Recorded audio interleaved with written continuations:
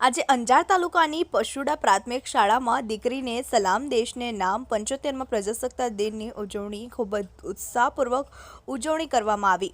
ગામમાં વધુ અભ્યાસ કરતી દીકરી ઉદરિયા ઉર્વીબેન અરજણને મુખ્ય અતિથિ હતા।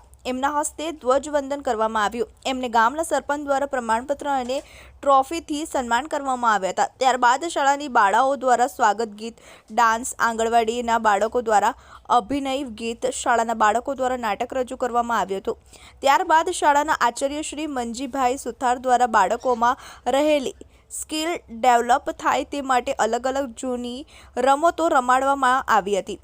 પશુડા યુવક મંડળે ખૂબ જ ઉત્સાહપૂર્વક ભાગ લીધો હતો।